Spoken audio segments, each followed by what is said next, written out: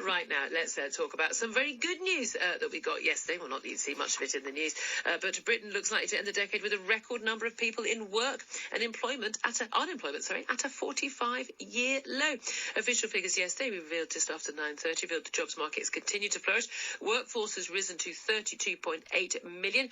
That means almost 3.7 million people have found work since 2010, and 309,000 more people have started work over the past 12 months, as we saw the latest job figures showing the lowest rate of joblessness since 1974. Well, let's talk about all of this with Jonathan Davies, economist and wealth advisor. Good morning to you.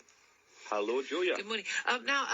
This all looks like very good news. We've seen wages have increased as well, but an awful lot of this is actually sort of getting back to where we should have been back in 2008, isn't it? In inflation-adjusted terms, average incomes are now at $26,500 per annum. That, of course, includes the higher levels in London and the South East, which is, in fact, exactly the same as we were, indeed, as you say, in 2007, 2008.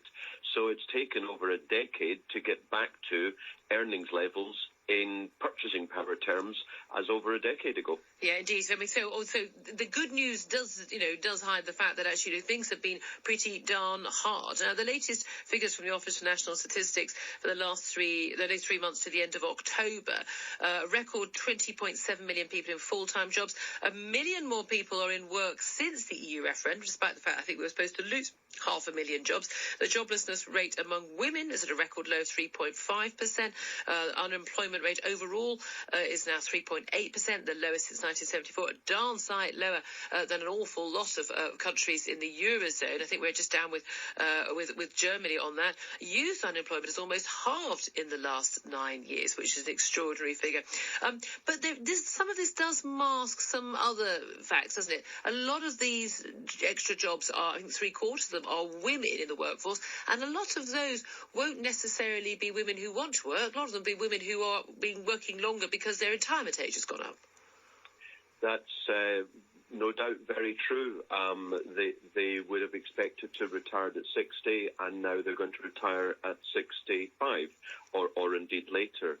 But on the positive side, comparing ourselves to other countries of a similar nature, like France, Italy, and perhaps of a lesser scale, Spain and Greece, their unemployment levels are absolutely massive, and a lot of that is down to unemployment laws.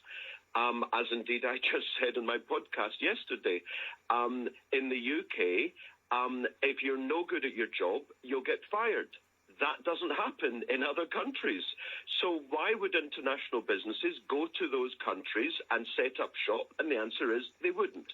So instead, they come here. But also, and again, when you don't want people to have job insecurity if they're doing their job well, absolutely not. And need employment rights to be protected. However, what we've seen from France in particular, and a lot of the other Mediterranean states, is that actually employers don't hire people. They simply don't take more people on because they're not convinced that they're ever going to be able to get rid of them if they aren't any good.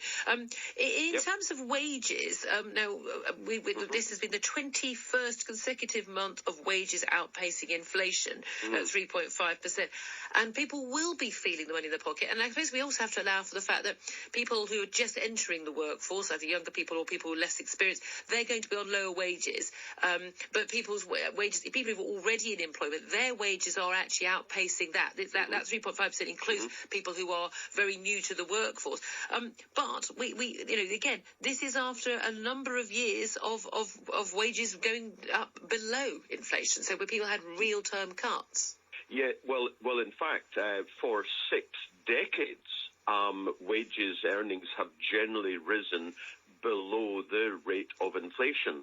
So for the last couple of years, we've seen above inflation earnings rises. Of course, very good news. Why?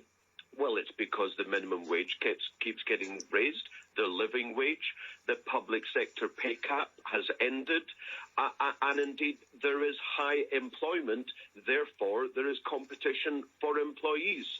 I would say to you, people should consider the medium-term future If wages continue to rise above inflation, then we should expect interest rates to rise, and that's something people need to bear in mind. Especially if you got the mortgage. Exactly. Jonathan Davies, thank you very much indeed, economist and wealth advisor. Very much